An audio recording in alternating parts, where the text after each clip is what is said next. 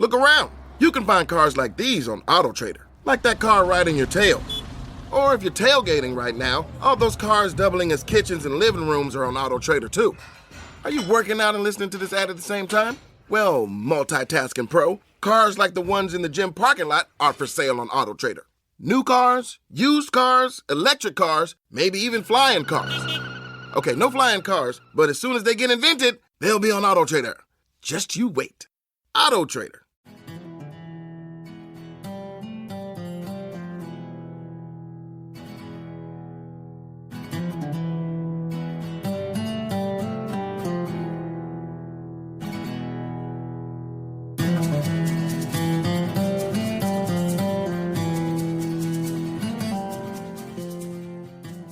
This is Fortune's Wheel, a podcast history of the late Middle Ages. And I'm Jonathan. Today, Rodrigo Díaz's story comes to a close, sadly, but not before he shows a bit more of that Spanish national hero bravado. This guy's story is an unrelenting tale of power, of influence, of the gain and loss of wealth, of the precariousness of success in medieval Iberia, and as you noticed, it's also a pretty long episode, so let's get into it, shall we? Today's episode, episode 71, is entitled El Cid Part 5, Valencia. Thank you for listening, and I hope you enjoy the show.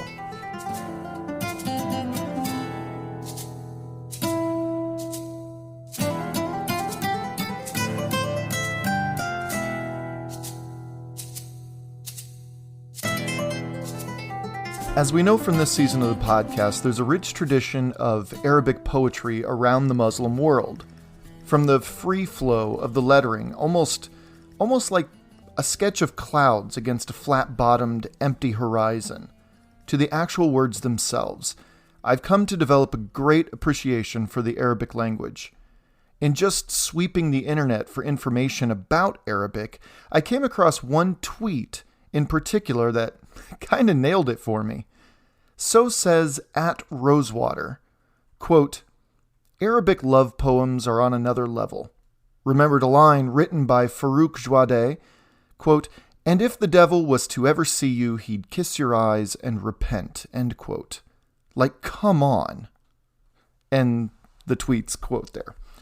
You know, that's my reaction when I read some of this poetry. It's truly on another level, and though the poetry about love is remarkable, Arabic poetry and the poetic tradition is a deep dive into the minds of Arabs, Muslims and non-Muslim alike, throughout history. It's not just love that's magnificently illuminated, it's just life in general, and those experiencers' perspective about what they're living through. On today's episode, I've purposely woven just a bit into the narrative Arabic poetry as, I guess, my own way of celebrating this newfound bridge of understanding the Arabic people through its language.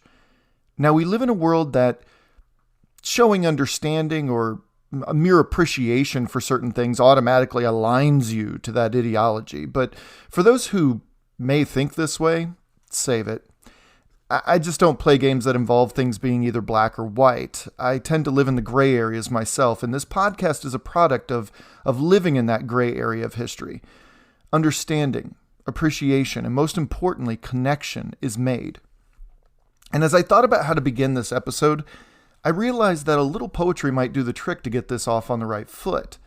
And as we will be looking at Rodrigo Díaz's final years, which coincides with the ramping up of Almoravid hostilities, a good place to start this would be to look at the Almoravids and how they were moving on fellow Muslim communities in southern Iberia in the early 1090s.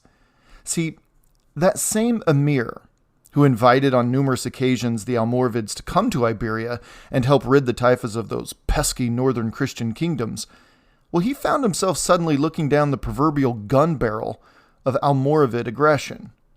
Yusuf ibn Tashfin, a general and spiritual leader of the Almoravids at the time, was sickened over the last decade or so by the decadence of Andalusian Muslims he saw, and he felt it was time to set Iberia straight once and for all. That emir, Al-Mu'tamid of the powerful Taifa of Seville, was quickly deposed and sent off across the Strait of Gibraltar, not as some honored ambassador to the Almoravids. Rather, he was to spend the rest of his life in captivity in modern-day Morocco. And in captivity, he would write, as Fletcher says in The Quest for El Cid, quote, a number of moving laments over his lot which rank among the finest poems in Arabic literature, end quote. So here's one. I wept upon seeing a flock of desert partridges flying past me. They traveled freely, unhampered by jail and fetters. This was not, so God help me, because of envy, but due to my longing that I might be like them, freely moving about, not torn from my family, my heart, not tortured by grief, my eyes, not weeping over lost children. May they enjoy their not being torn from each other, nor may any of them ever grieve or a faraway parent, and may they never live like me, their heart leaping with pain when the jail door opens or the chains rustle. My soul ardently wishes soon to meet death. Let another, not I, love to live with feet in chains. May God protect the partridge and its fledglings. My own fledglings were betrayed by water and by shade. So, to me, this wasn't exactly an open-shut case, a black and white situation that can be summed up as Christian versus Muslim. Wars are so very often very rarely this or that. In fact, wars can be said to be fought in the gray area where biases are used as weapons and reasons become irrelevant. The Almoravids had visited Iberia on a number of occasions already, as we know, but they were officially here to stay. Christians and Muslims alike beware. Under the leadership of Alvar Fanez, Alfonso VI ordered an attack on Ibn Tashfin's forces in Seville, near Almodovar del Rio, but was quickly turned away. If you remember, Fanez was the cavalry leader who fled the battlefield at Sagrajas in 1086, and then when he returned, he fled Alfonso himself once again, causing a rout and a sloppy defeat at the hands of Ibn Tashfin. Though important, Fletcher writes the following, quote, the campaign is of interest as being the last recorded occasion on which the Cid and King Alfonso had any direct personal dealings, end quote. These personal dealings were by way of a letter to Rodrigo Díaz sent not by Alfonso, but by his wife, Queen Constance. At the time, Rodrigo was laying siege to Liria on the eastern side of the peninsula, all but begging him to join Alfonso against the Almoravids. Now, after Rodrigo, ever eager to get back in his king's good graces even after all these years, after Rodrigo agreed to join Alfonso, the pettiness of the two men's tenuous relationship boiled over when a gigantic argument over where each man's tents and lodgings could be put erupted.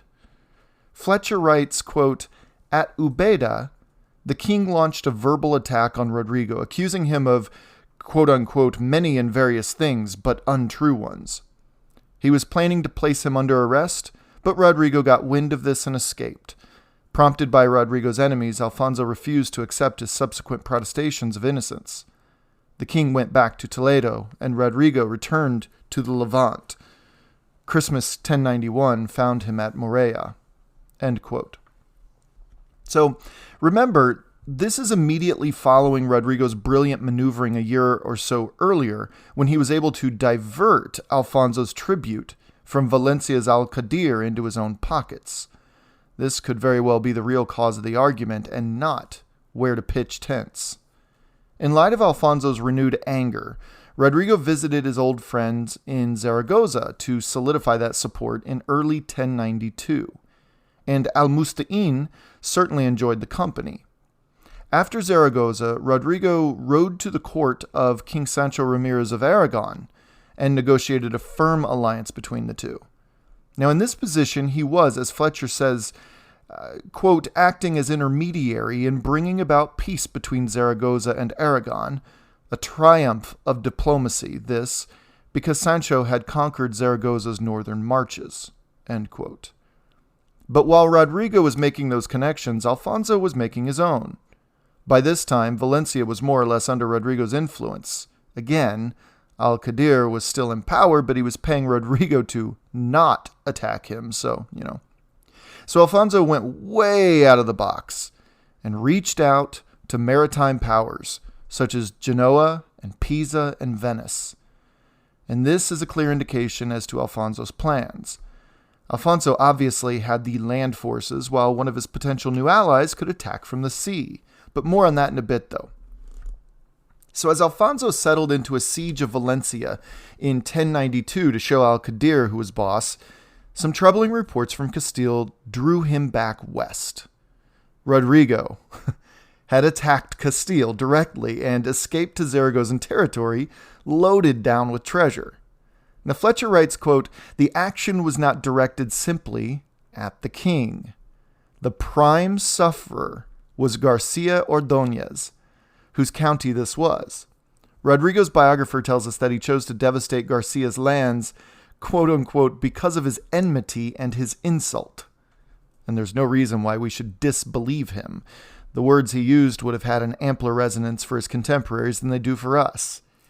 Inimicatia implied rather more than the feelings of ill disposition toward someone else. It indicated the active prosecution of malicious intent, for example, in the context of a feud. And dedicus carried meanings of shame, loss of honor, ridicule, public humiliation, things that 11th century noblemen dreaded. We cannot tell for sure what Hertz Rodrigo had in mind. At this period, Count Garcia was the most prominent Castilian magnate.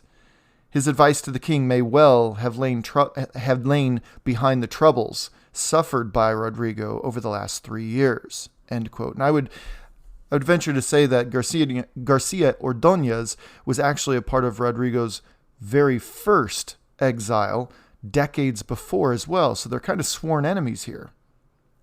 Garcia Ordóñez was still, after all these years, a serious thorn in Rodrigo's side, and before Rodrigo's sun was set, he was determined to make the man pay for his insults. Ordóñez even raised an army against Rodrigo while Rodrigo ravaged and destroyed his land. The Cid ripped open Count Garcia's landholdings and his people, flaying the ineffective Count's lack of ability to defend the county for all to see, especially for King Alfonso VI to see. Now vindicated, Rodrigo again rode confidently back into Zaragoza, loaded with wealth and a newfound and restored sense of honor, while Count Garcia Ordóñez stood cowering, even with an army at his beck and call. He just wouldn't attack. Ordóñez would never give the order to attack Rodrigo Díaz. He dared not. And with Alfonso calling off the land invasion of Valencia, his allies would renegotiate their presence off the coast. That is, the allies of whoever came, we're not sure, Venice or Genoa or Pisa. These allies would renegotiate their presence off the coast with Barcelona up north, who could use a little help against Tortosa at the time, but that's a completely separate story there. Now, when Rodrigo arrived back in friendly territory, word came of the goings-on in Al-Andalus to the south. With the collapse of Seville, Yusuf ibn Tashfin sent his son Muhammad ibn Isa to go a-frolicking across Andalusian lands in a bid for some good old-fashioned conquest. And conquer he did. Between January and September of 1092, Ibn Isa had taken control of Murcia, Aledo, Denia, Jativa, and Alcira. Now this is where it gets a little close for comfort here, as Alcira, Fletcher points out, is only 22 miles south of Valencia itself. Now what's more, Valencian nobility had, as Fletcher says, quote-unquote, conspired to call in Almoravid help to rid themselves of Al-Qadir. Now a Muslim nobleman named Ibn Jahaf made a move, feeling a bit more confident with the Almoravids merely a hard day's ride away, forced the highly unpopular Al-Qadir to escape. It's actually said he tried to escape dressed as a woman, which is kind of funny, only for the humiliated despot to be caught and executed on sight. Ibn Jahaf was now the ruler of Valencia, the coup having been a great success. And to boot, Fletcher states that Al-Qadir received a little revenge his way when the man who murdered him directly, personally, was none other than the son of Ibn al-Hadidi, who al-Qadir had ordered executed back in 1075 when he ruled tyrannically over Toledo. This al-Qadir guy was a piece of work, it sounds like. So the situation in the Levant went from al-Qadir sending Alfonso Valencian dollars for protection to al-Qadir sending Rodrigo Díaz Valencian dollars to not attack, to a coup that placed Valencia, more or less, in the pocket of the Almoravids, paying Valencian dollars to neither King Alfonso VI nor to Rodrigo Díaz. When Alfonso heard of this, his mood soured, but he stayed put in Toledo thinking things over. But when El Cid heard of this, he immediately laid siege to Cibola, just 9 miles north of Valencia, which, when he took it, he would use as a staging area for further action. You can just see the difference in the two men. In July of 1093, Cibola was Rodrigo's, and Cibola had been fortified and outfitted as a staging area, as I said, for a siege that commenced that month, a siege of the powerful Valencia. Now, Rodrigo Díaz knew the area quite well since he'd spent a large majority of his exiled adulthood bouncing around the area's lush, forested hillsides, and he quickly began to harass the fields and villages and roads around Valencia. His tactic was to slowly wear down the morale, while also stealing much-needed supplies, pumping in and out of the busy marketplaces and docks of Valencia. No firm evidence proves Rodrigo's alliance with Aragon paid off during this siege, but there are interesting notes in the record about Aragonese action in northern Valencian territory, which may have contributed to Rodrigo's campaign directly or indirectly. Either way, Rodrigo was able to gain near complete control over the lands surrounding Valencia very quickly. But in September of 1093, just a couple months after the siege began, the new Valencian emir, Ibn Jahaf, had his prayers answered when his call for Almoravid reinforcement arrived. Several thousand strong, this Almoravid army stood its ground just south of Valencia, the city, and embarrassingly outnumbered, Rodrigo Díaz, too, stood his ground. The man's unbelievable. And unbelievably, the Almoravids inexplicably pulled back and did not attack Rodrigo. In fact, it seems that Yusuf ibn Tashfin needed those forces for his 1094 conquest of Badajoz that was fast approaching. And maybe Ibn Tashfin thought that Rodrigo would fall back if faced with a grand show of force. But at the end of the day, Ibn Tashfin might have felt that, given his plans for the rest of Al-Andalus, he couldn't spare the manpower over Little Valencia. Strangely, though, at the beginning of 1094, Ibn Tashfin sent an army of equal force to Valencia with full intent to attack. But when they arrived, they saw a starving Valencia, now more or less under a different banner. See, over the winter, Rodrigo Díaz, now a master of siege warfare, had muscled, albeit patiently, to just outside the walls of the city and was poised to take control. By May, peace negotiations began, and on Thursday, June 15th, 1094, Rodrigo Díaz, El Cid, El Campeador, rode into Valencia, a conqueror. He took his place in one of the grandest palaces there and then sent for his family to join him.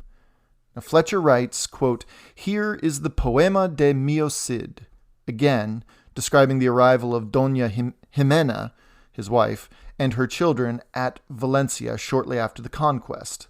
The poema states, "My Cid and they went to the fortress.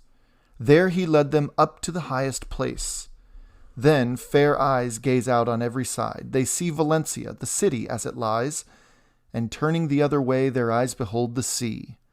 They look on the farmlands, wide and thick with green, and all the other things which give delight.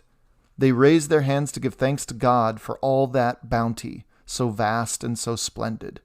End quote. Now, Valencia, then as it still is today, is quite a sight to behold. Fletcher even quotes a later Muslim poet, Ibn az-Zakak, who wrote about Valencia in this way. He says, quote, Valencia, when I think of her and of her wonders, is the fairest of the land. The best witness for her is herself, because her beauty is apparent to the eye. Her Lord has dressed her in a robe of beauty, marked by two borders, the sea and the river." End quote. To be compared to a woman, knowing what we know of Arabic love poetry, seems the highest of subjects to be compared to. Valencia was seen as far more than a superior Mediterranean port city along the Levant. Rather, it was as beautiful to behold as the loveliest woman. Fletcher adds for comparison, quote, "How the conquerors from bleak Castile must have gasped as they looked upon the ordered yield of that astonishingly abundant landscape. The paddy fields of rice, the lustrous greens of the citrus groves, the checkered board of fruit and vegetable plots. Further to the west, on the rising ground, the vineyards, olive groves, and cornfields.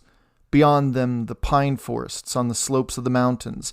The garden has its lake, the Albufera, a shallow lagoon covering about 25 square miles immediately to the south of the city, divided from the sea by a narrow strip of sand dunes dotted with pines. Source of food in the shape of wild fowl and eels. Source of delight to the eye, particularly after the rain, when the atmosphere becomes pearly and translucent. A watercolorist's dream." End quote. Sheesh, even historian Richard Fletcher's waxing poetic there. Yeah, so Valencia must have had that effect on people.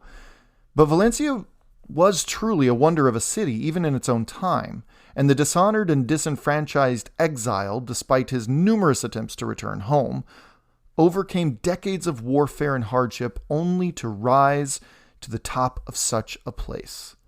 Rodrigo Díaz was now leader of Valencia.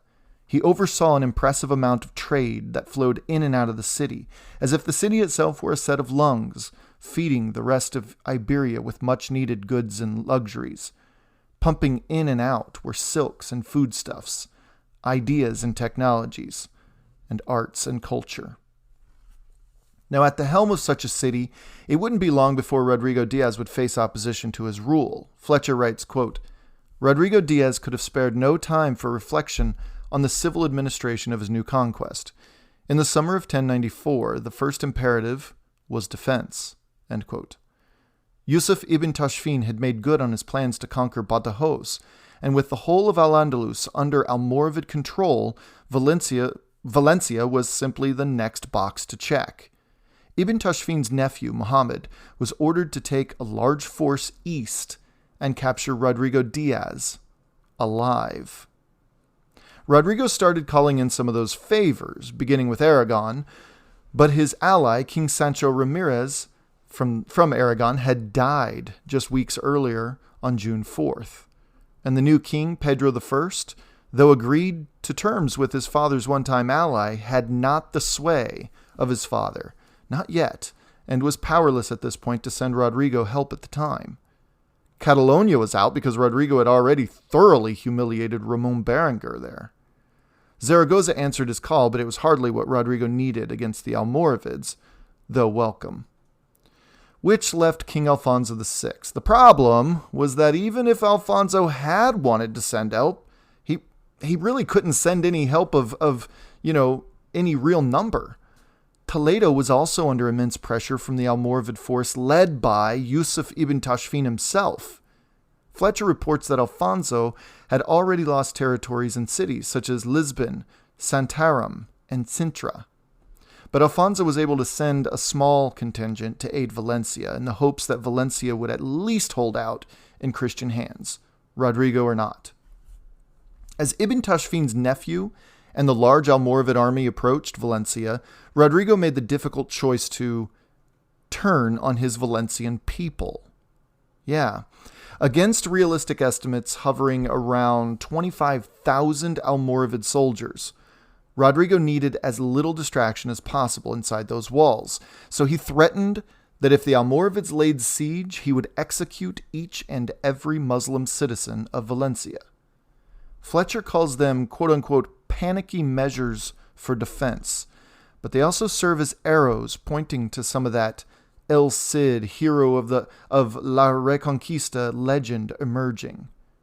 Rodrigo ordered all weapons and tools to be confiscated, quote-unquote, on pain of death and sequestration of property. He banished criminals outside the walls to get them out of the way, and he tricked able-bodied men into the defense of the city. When Ramadan finished in early October of 1094, the Almoravids could be seen outside the strong walls of Valencia.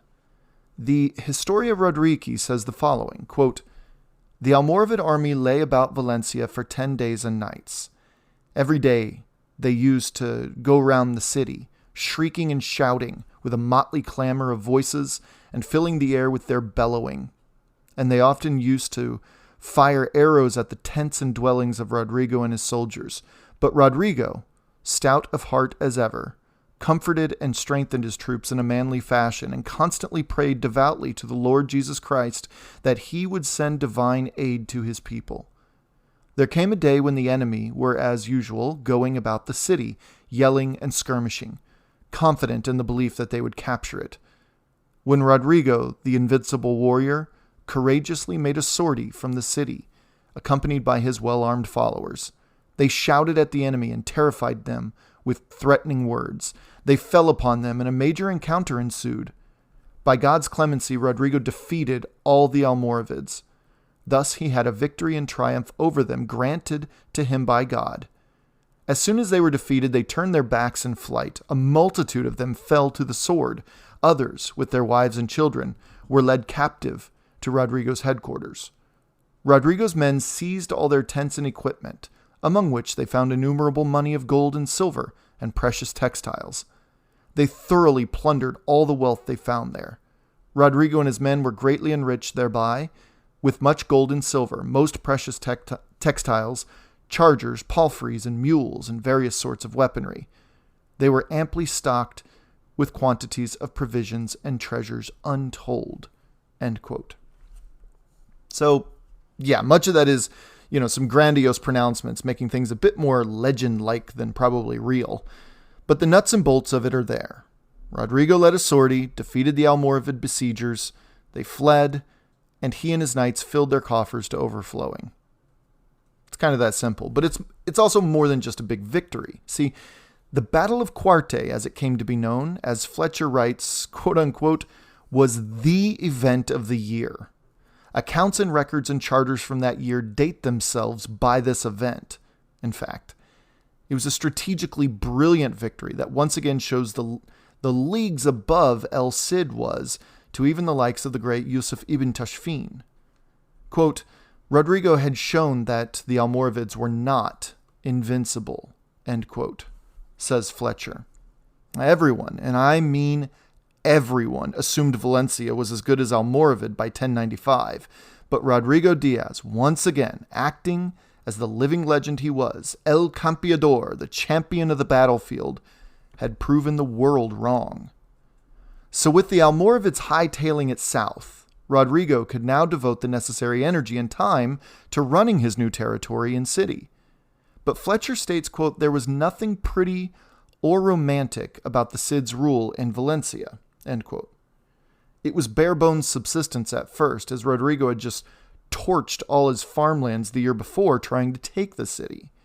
But things leveled off, and his attentions turned to fortifying Valencia's far-flung outposts.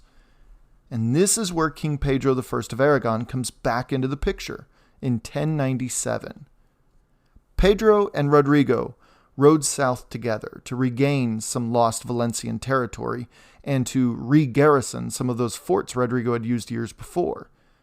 But Muhammad, the same nephew of Ibn Tashfin, was patrolling the area in force. Rodrigo must have smiled as this guy was the same Muhammad who he had defeated at Cuarta just under 2 years before to take control of Valencia.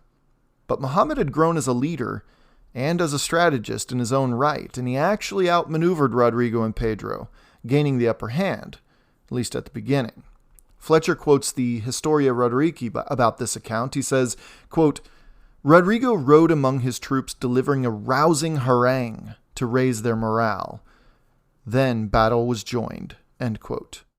The Historia says, quote, At the middle of the day, the king and Rodrigo with all the Christian army fell upon them and engaged them in strength. At length, by God's clemency, they defeated them and turned them in flight. Some were killed by the sword, some fell in the river, and enormous numbers fled into the sea where they were drowned." End quote.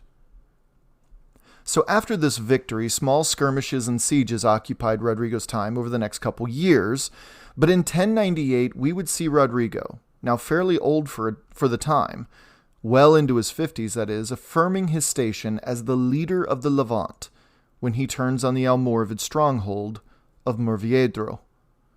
Besieging Murviedro from the land was his specialty, but there might have also been Rodrigo's first foray into diplomacy outside of the peninsula.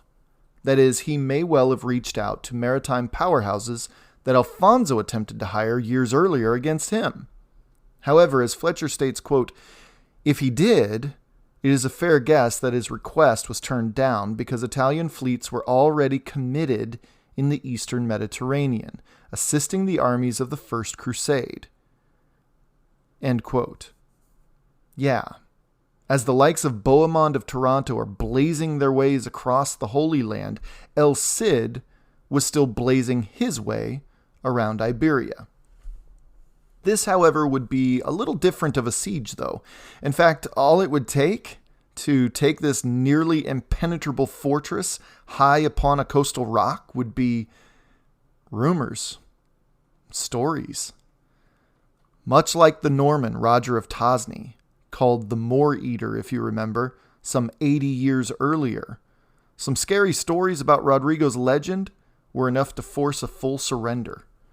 Well, the fact that Murviedro's leader pleaded for extensions of time as he called for Almoravid reinforcements caused Rodrigo to finally threaten to burn alive and torture any defenders that remained there when he eventually took it. Well, those who were stupid or stubborn enough to stay were shackled and force-marched to the slave markets in Valencia, and Rodrigo and Pedro rode triumphantly back north.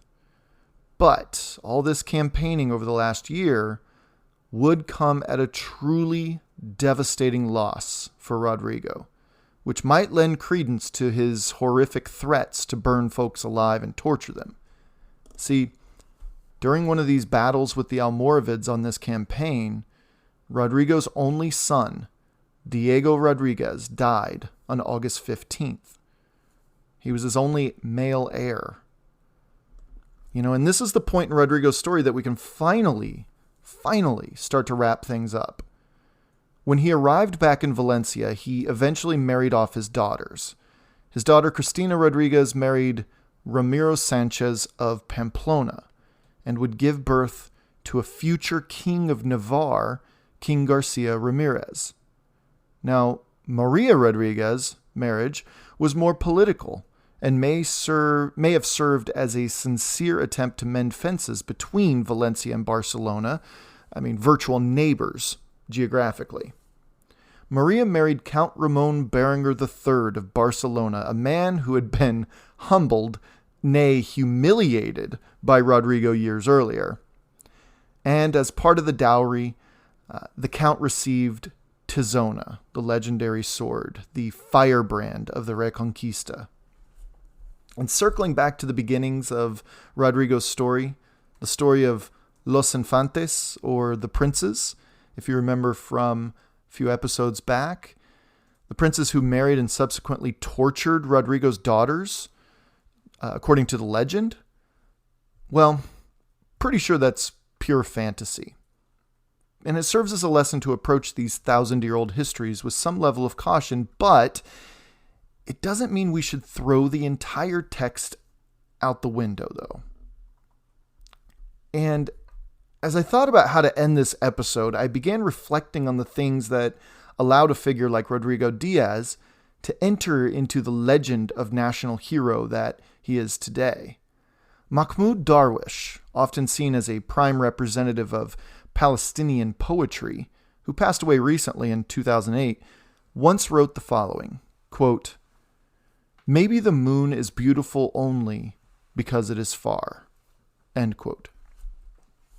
We've taken a somewhat deep dive into a far-off, nearly mythical land of Iberia, separated by a space of 1,000 years. From this vantage point, in the early 21st century, the Times of Rodrigo Díaz might as well be found in the fantasy section of your local library or bookstore. Now, this is by no means meant to diminish the sagas of Spanish national epics and legendary figures. Every single community deserves to rest its collective heads on a pillow of legends and myths. These enrich our understanding of who we are as a people. As of this recording, Americans, just this week, celebrated its 246th anniversary of the signing of the Declaration of Independence, a symbolic and literal throwing off the shackles of a far-off and disconnected monarch who claims some divine right to bend his countrymen and women into his subjects. Now, Americans celebrated its national heroes, men and women such as George and Martha Washington, Thomas Jefferson, John and Abigail Adams, Benjamin Franklin, and so on. The generation that turned us from subjugation into sovereign citizens. We celebrate these near mythical people despite what their histories entailed. Yes, the Washingtons and Jefferson, for instance, they owned slaves, but does that strip them of the heroic deeds and intense losses they suffered on our behalf 2.5 centuries later? The UK has national and folk heroes they remember as well. King Arthur, Edmund Ironside, Wat Tyler, William Wallace, Guy Fawkes, Sir Francis Drake. Japan has Miyamoto Musashi. India, besides Siddhartha Gautama and Mahatma Gandhi, they have Ram Singh Malam. China's Wen Tianqing, Lady Xing, and Mao Zedong. Hercules, Leonidas, Parmenides, Socrates, Plato, Aristotle, Thucydides, Aristophanes, Euripides. Take a breath. Alexander the Great, Homer, Pericles, Solon, Hippocrates, Archimedes, my goodness, Greece. Save some for the rest of us. The Prophet Muhammad holds a place beyond mere national hero status, but still holds a place in Islam's adherents akin to hero, one could argue. Now, how can we leave out names such as Simón Bolívar in Venezuela, Bolivia, Colombia, Ecuador, Peru, and Panama? I mean, there are national currencies named after the guy. Even the Maori leader, Hone Heke, who brought down the British flag not once, not twice, but 3 times, has national hero status in New Zealand. Listen, the list of national and folk heroes is a very, very long one. And that's not the point of this little tangent here.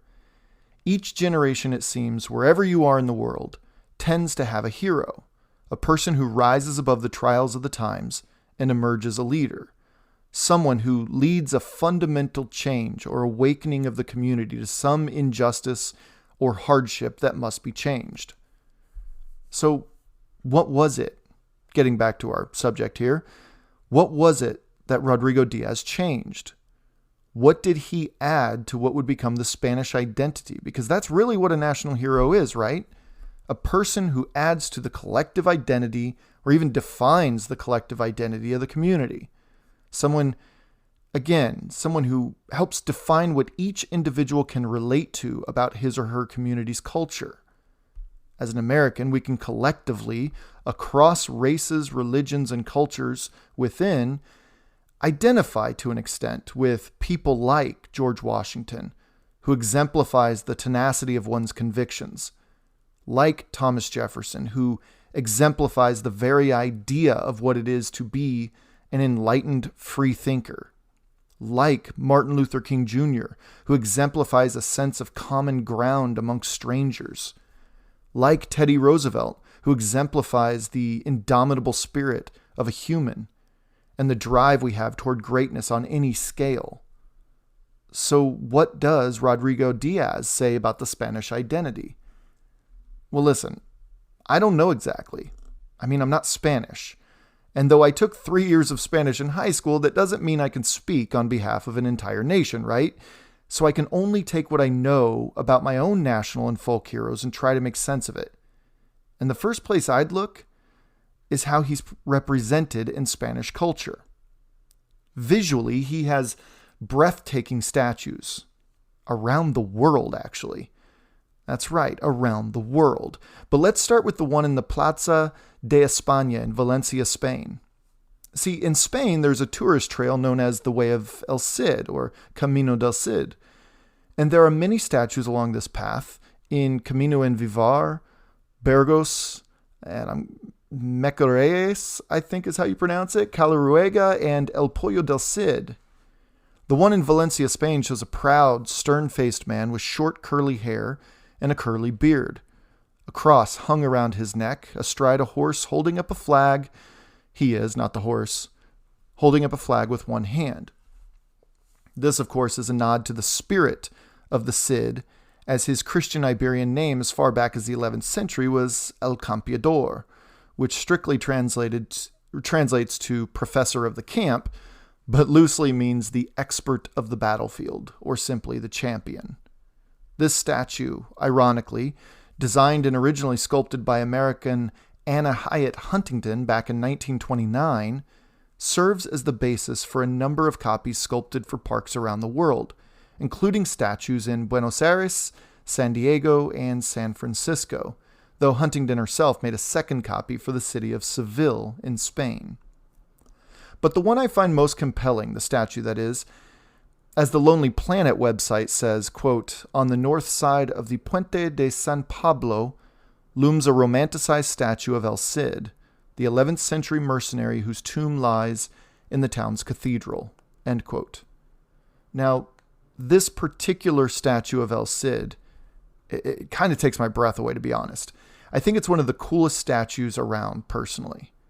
Rodrigo Díaz, El Cid, El Campeador, is seen in a much different light than Huntington's. This statue is referred to as the equestrian statue of El Cid and is located in Burgos, Spain, his hometown. And again, copies can be found as far away as San Diego, California. El Cid's horse, head down, seems to be charging into battle. The details of the muscles show not only the artist's skill, but it also shows the horse taking the first powerful steps of a gallop, one front leg reaching up and out for the next step. Almost standing in the horse's stirrups, seeming almost as gargantuan as the steed itself, is the man himself, Rodrigo Díaz. However, Lonely Planet's description nailed it on one account. This version of Rodrigo is very much romanticized. Focusing on the man himself, the intricate carvings of his mailed armor on his sleeves and thighs is impressive, but the cape billowing out behind him gives him a modern superhero look.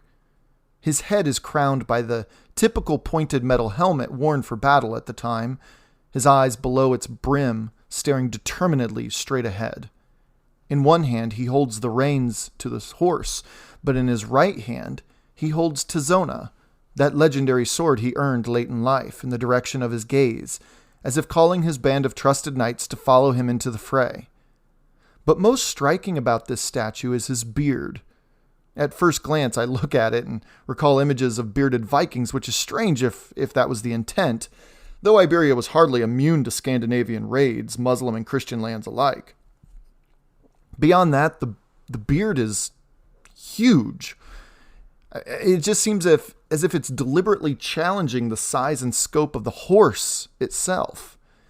And other images of El Cid show shorter curly hair, beard or otherwise, but when comparing Rodrigo's stone beard here to the horse's mighty mane, well, I can't help but think that the artist purposely switched the two. The horse's mane is the curly one, while Rodrigo's stone beard cascades smoothly down his chest and across his midsection. Could this be a deliberate attempt to blur the lines between the man and his animal? Is this a comment on the animalistic tendencies men tend to adopt in warfare or in the defense of himself or his family? In my estimation, there's an undeniable blurring of the lines between the two mighty creatures in this masterpiece. Tizona, again, pointing forward, and billowing cape behind him, the exclamation points to the piece. And this is how the Spanish remember Rodrigo Díaz. At the end of the day, does the reality of a legend actually matter if the symbolism energizes and motivates his or her people? Sure, historical accuracy is, in fact, crucial when studied for patterns and whatnot, but legends don't exist in the details. Legends exist, it seems, at a 30,000-foot view. Legends exist above academic scrutiny. Identity, as we know these days, is a tricky thing. I think Western civilization here in the early 21st century is struggling with that very topic, but notice the things around you that you inexplicably or subconsciously orbit your identity around. You'll find those things despite the details you hear on the news or in the daily interactions with people or on social media.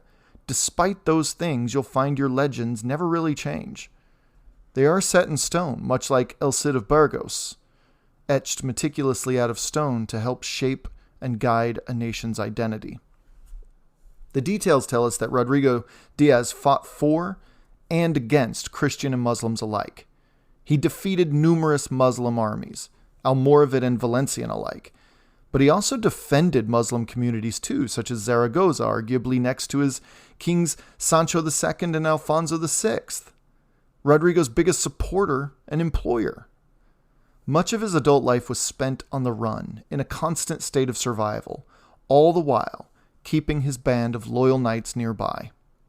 I realize so much of Spain's history revolves around this idea of La Reconquista, when Christians kicked the Moors out of Iberia once and for all. And though it could arguably have begun during El Cid's own lifetime, but I'm not sure if he's quite the hero of the Reconquest as he is maybe remembered for. He stands as a figure pulled in many directions. I say many and not two, because oftentimes Christians fought against Christians and, again, Muslims fought against Muslims. Things weren't so black and white as the history books tend to lead us to believe. But for the last time here, I'll ask you, does that even matter, those details? Legends beg to be applied to every age that follows it, and El Cid's legend has lingered for almost 1,000 years because it has the ability to be applied to many different situations and ages. And today we live in a world where you're either one thing or another, it seems. I mean, no one is allowed, really, to hold views in other ideological camps. At least that's what it feels like. It feels like there's no gray area with the insufferable whiners in our world these days. But I'm walking away from El Cid's story with a profound sense of admiration for not only the man, but the legend as well. Was the guy perfect? Good grief, no. Am I ready to grow a waist-length beard, jump on my mighty steed, and storm across Indiana, taking cities and other swaths of land, fighting for the highest bidder? Of course not. But I think El Cid's story is so powerful because it stands as a reminder that life isn't lived in one of two camps. Life is lived in the gray, the blurred areas that share ideas from different perspectives. Rodrigo Díaz fought and defended the highest bidder, because that was what allowed him to survive, let alone thrive. However, El Cid helped hold off the enemies of native Iberians, of which he was one. Zaragozans needed defending. El Cid defended them against his own Christian king. The mighty Almoravids swept northward toward Valencia, and El Cid defended his home. I don't know. Do I claim to be right? Am I asserting that your takeaways about El Cid are wrong if they differ? Absolutely not. But I invite you to look at legends in your own communities or nations and derive something useful from them. I look at Rodrigo Díaz as a survivor, and El Cid as a defender of one's own. Do these negate the other? No, they don't. But if they did, would that even matter? Listen, I realize that I devolved into a bit of rambling here, so I'll wrap a nice neat bow on this season and prepare to move on. But we will see the seductive draw of nations to continue to create their own legends as a rallying point, a maypole of sorts, to gather their cultures around. Understanding where your neighbors are mentally, emotionally, spiritually, principally, much like streetlights, these offer the crucial glue that holds a people together. That glue is expectation, predictability, an understanding between each other, whether we've ever spoken or not. El Cid is that for Spain. King Arthur, maybe, for England. George Washington, to the good old United States. Our heroes aren't perfect, but maybe, again, as Mahmoud Darwish said, quote, maybe the moon is beautiful only because it is far, end quote. Maybe the distance of time is what makes these men and women legends. Fletcher writes, quote, contemporaries recognized that in Rodrigo's passing, the world had lost a hero.